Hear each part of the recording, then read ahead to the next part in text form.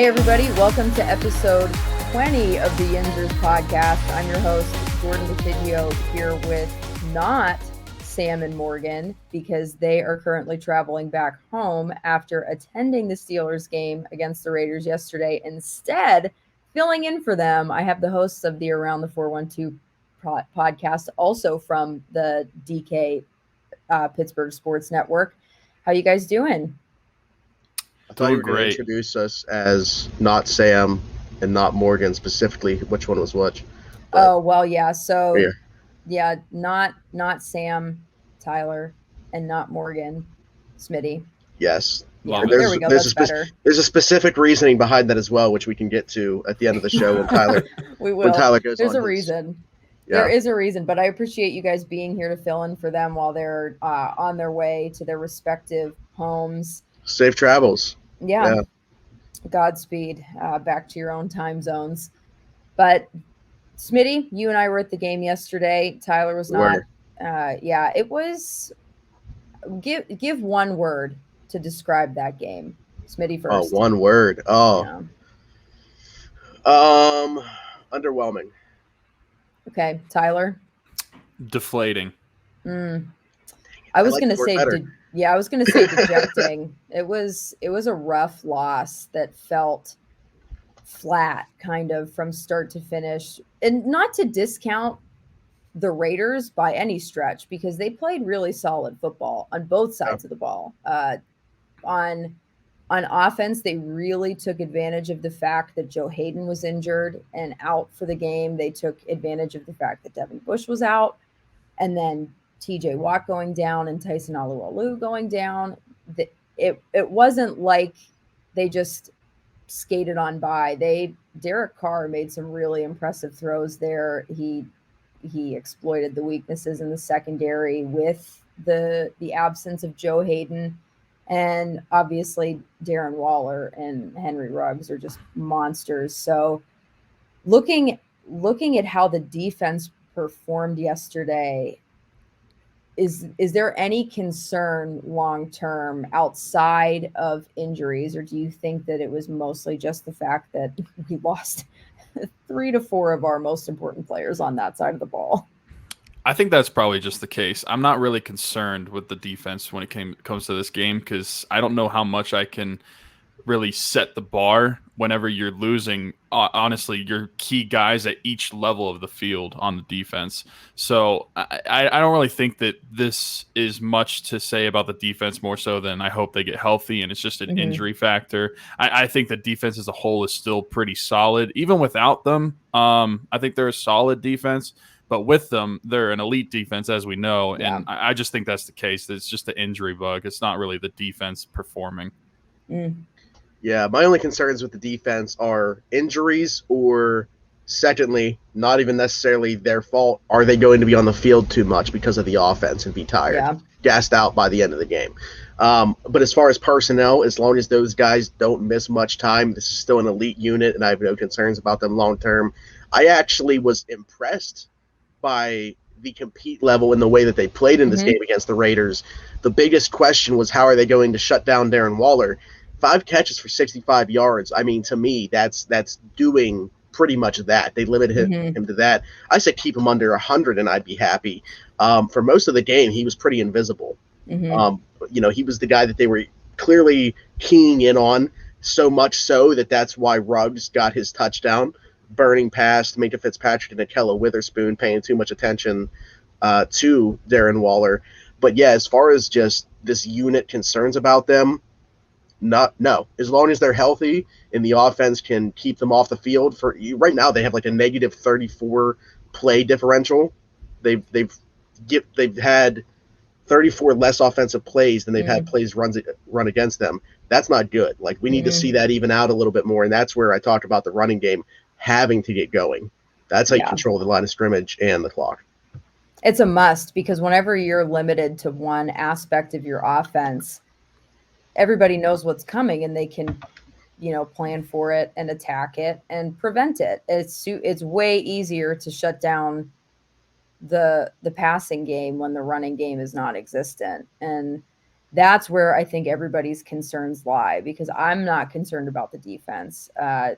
Losing Tyson Alualu long-term is definitely not great. He's such a critical piece of that front seven, and he is super underrated.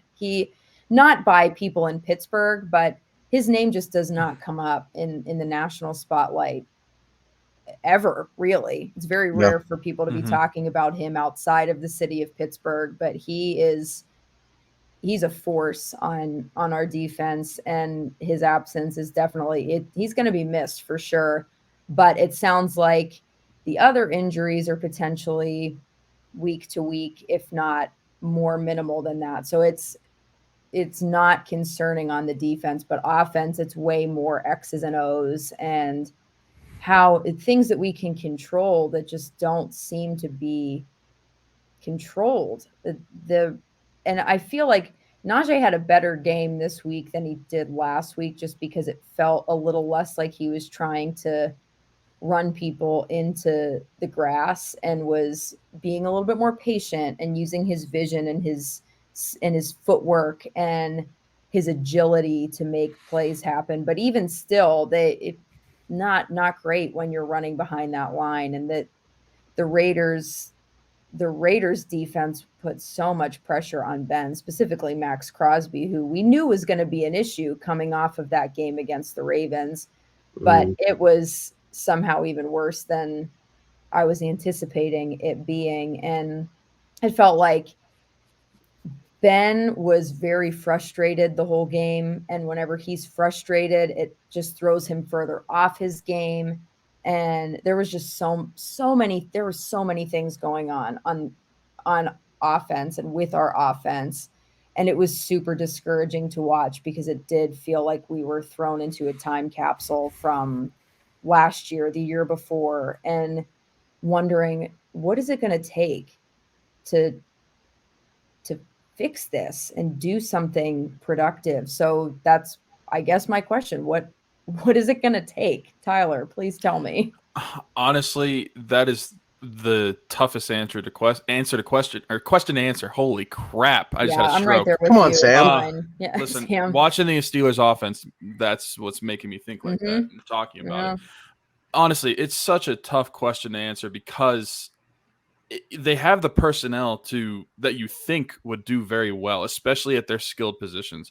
The biggest question going into this year was the offensive line. That is still the biggest question mark because of how terribly they perform, and specifically in the running game. Steelers had 39 rushing yards, I believe, which was less than what we allowed the Raiders to have, which is crazy to me. I mean, whenever you're allowing less than, or you're allowing like 50 yards per game rushing, and you're rushing less than that with Najee Harris in the backfield, you should not be doing that. He made some good plays, but most of those plays that he made were in the passing game whenever Ben would dump it off to him. I just don't think the Steelers are good at running the ball, and that's the biggest key to getting this offense going, because it's very one-dimensional right now, and the defenses just know how to play them. It kind of reminds me of the end of last year, those last like 5 or 6 games. The Steelers offense was so one-dimensional, and the defenses that every week were figuring them out, and they just became really easy to play.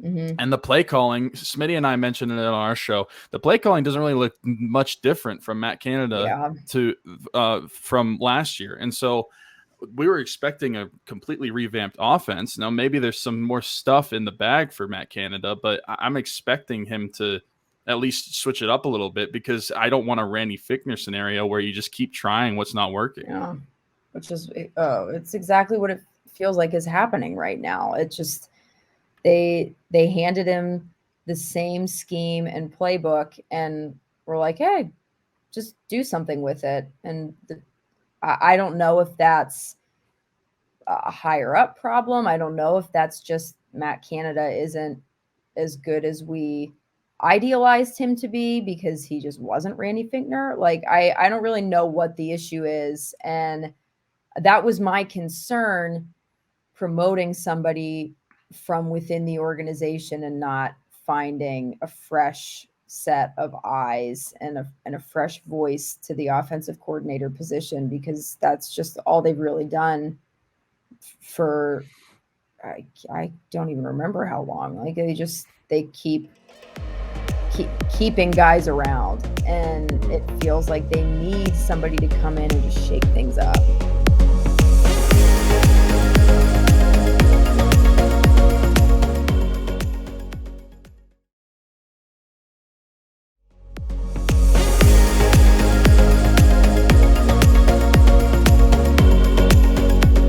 Smitty, you mentioned the running game, and Tyler definitely touched on that as well, but is there anything else that this offense can do to kind of be better? Well, besides everything. Yeah, you guys, I feel like, had the perfect segue there talking about Matt Canada and the offensive scheme, not just the personnel, because although it looks a little bit different, right, pre-snap, with the motion, we've seen Juju come across the formation a lot pre-snap and then make things look differently.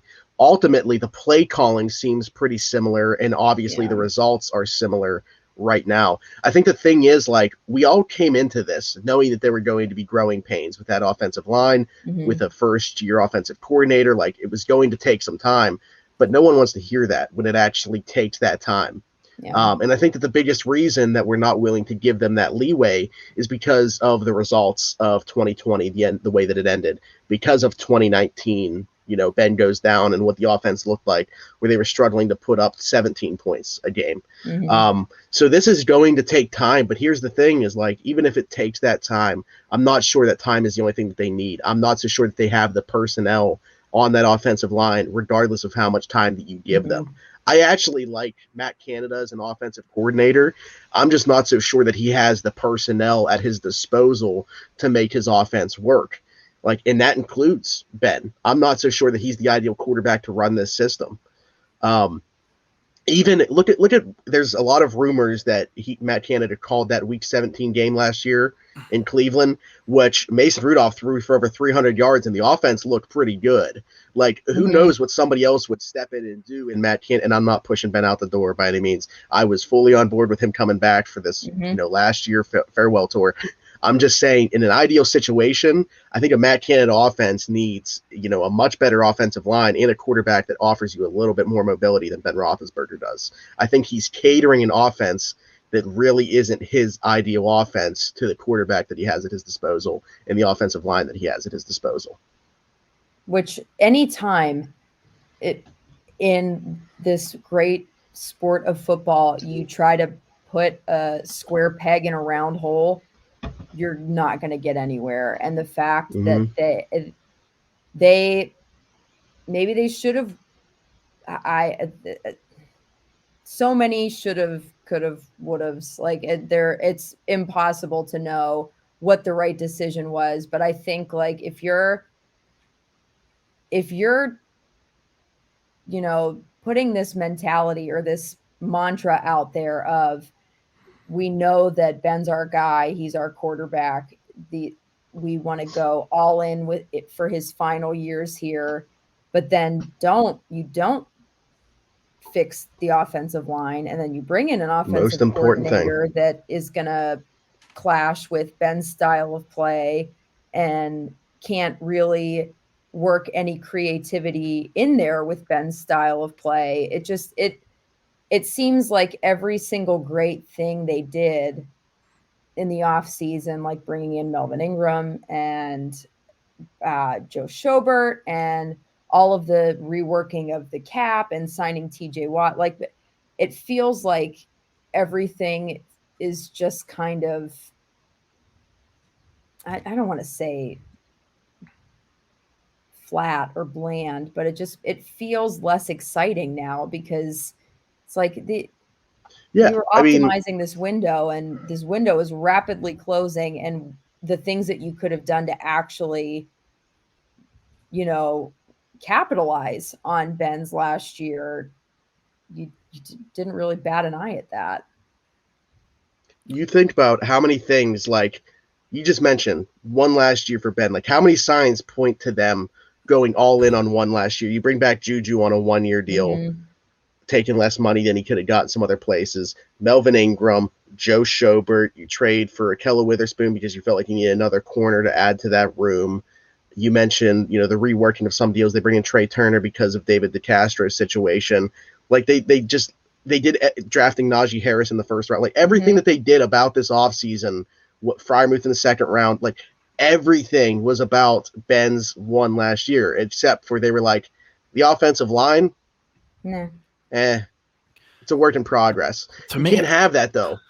I would say to me, it kind of seems like the offensive line was built to be good in 2 years, not this year. It's kind of like, not to relate it to another team in the city, but it's kind of like the Pirates where we want them to be good in a couple of years. We want this offensive line to be good in a couple of years. That's the way it looks like they were building it, especially with who they drafted.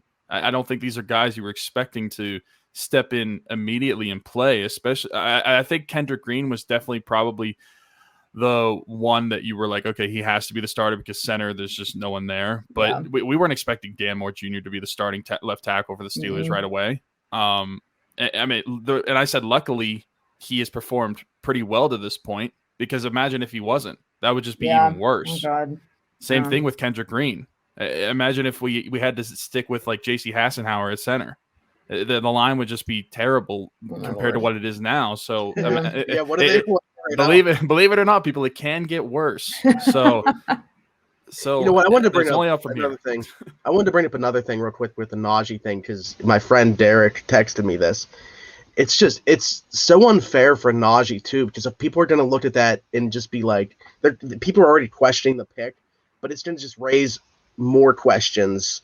The fact that, they're giving him this offensive line, and it has nothing to do with like his skill set or the type of player. It's not indicative of the type of player he is, but he's not putting up first round pick results from a position that you expect to be plug and play. This guy can play 100% of the snaps. This guy should be effective immediately.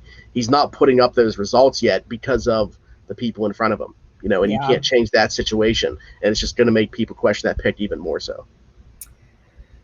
Well, it wasn't all bad yesterday, because, of course, it was the first full capacity game back at Heinz Field in 2 years. The terrible tailgate was awesome. It was really cool to meet so many of you and hang out with Smitty and, go to enjoy McFadden's. the weather, go to McFadden's, all that good stuff. But there is a question now. So there's a tried and true tradition that has become part of Steelers lore, that one of this trio, not Sam, is questioning. And I believe it has something to do with what is it? It's a song, I think. The jig is up. One of Stick's many hits. Many hits. Listen, my dad had a Styx greatest hit CD in his car growing up, so they must have had more than one. But I just don't care about Renegade personally, and I think it's unbelievable. I literally think that it does not matter when I had to check or to see if my ears are bleeding. When or if they play that song, it's not going to affect what happens on the field. Sure, it gets the stadium hype, it gets the players hype. I understand that, but if people need to stop acting like it actually affects what they do the next drive or the next play, because it doesn't. The drive after that, they played it on Sunday. Henry Ruggs scored a touchdown. Right now, it's 100% or 0%, depending on how you look at it. So I have no problem with them playing it, but if they want to play it, quit acting like it's really going to affect what happens on the field. And that's not really the team. I think it's just more so the fan base I get annoyed with. I'm like, you make it such a big deal for something that has no effect on the game. And if I'm an opposing team, I'm playing Renegade all week, playing the Steelers. I'm pretty sure Buffalo did in Pittsburgh. my team. Yeah. Yeah, they did. Play all week, and you get hype whenever they play Renegade as well, because that just makes your team in a better position after that. Like, yes, the stadium is getting hype, and the team itself is getting hype. But if you're getting hype with them, it's in your favor for the next drive, next play, whatever it is, because you're not being intimidated by all that. I just don't think it works like people do, or people think it does. And so Do people actually think it works, though? You cannot tell me that there are not people on Twitter.com that do not believe that Renegade is. I think that it's a thing because people think that it works. They did it. You know, that was the thing, that comeback victory in the playoffs against the Browns. That's when it was 2003. 2. I think it was 2002. 2. Okay, 20 years ago. By the way, I was not a Steelers fan at that time. That's true. That's a bigger hot take than that, I think. Yeah, people. Mr. Never mind. Steelers Twitter is not Mr. Steelers Twitter. It was not a Steelers fan at first. Oh, God. Well, you know, when you say it like that, I go back and forth on it. I'm not sure how I feel. I'm a big sucker for tradition. And I think that I don't know. It may just be one of those things that I like the idea of more than the thing itself. Kind of like Seinfeld, which is its own hot take, I think. But it translates better talking about it with other people than it does actually participating in it or watching it. So I don't know. I do feel like people are going to really come after you for that. And you already really incited that rage and that wrath on Twitter. It was going around on Twitter a lot today. And I was like, is this topic happening because of the title of our show? I just want people to know that it wasn't like it was like clickbait or anything like that. Like, this was legitimately a conversation that we had. So I want people to know that it was genuine, that this happened on our show. Wasn't clickbait. No, I believe it. I said it on Around the 412, and I'm holding my ground on Yinzhers. I'm not breaking away from this. Yinzhers. Yeah. Sirs. No, but okay, think about it. It is like, I think that at this point it has just become completely about that environment. Yeah. At some point in the third or fourth quarter, transitioning from the quarter to the next, whatever it is, for the fans of the stadium. I think players, I think all the players do feed off it. Like you said, like even the away, 100%. So I think at this point, it's just literally for everybody. But if you talk to any fans that were there yesterday, the introductions, specifically when Ben Roethlisberger came out in Renegade, those were the two high points from kickoff to the end of the game. Probably in part due to the way that the game actually went. Yeah. But nonetheless, unless you were at the terrible tailgate, those were the only two things that you really enjoyed about the game yesterday. So you could say the high Although point everybody of the should have game, been at the tailgate. Yeah. I will say the reason I chose deflating, not only because we weren't expected to win in Buffalo, so that kind of brought us up, and then the loss to the Raiders brought us back down. But you could say that the high point of the game was Renegade, and then it was very deflating whenever Ruggs scored the touchdown. Like, because Smitty, you mentioned that like the stadium even early on was pretty dead when compared to like whenever the game first started. Yeah. I mean, so obviously started out loud, introductions and everything like that. The game gets rolling, even like a couple false starts that the Raiders had where you can see that like the crowd was influencing that.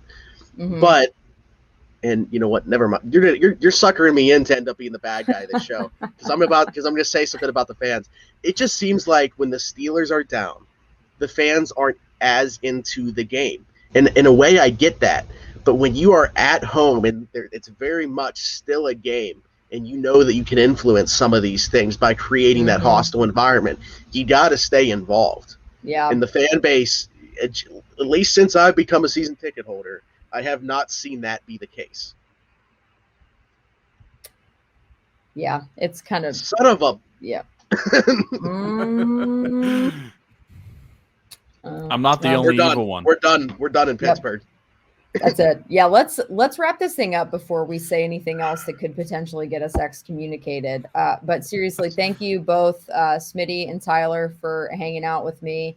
And thank you to everybody who joined us and listened in. Make sure that you're following us on Twitter at Yinzhers and on Instagram at Yinzhers Official. And then make sure you're subscribed to us here, wherever it is you're listening to podcasts, so that we can hang out every single week. And we will see you next Tuesday for another episode.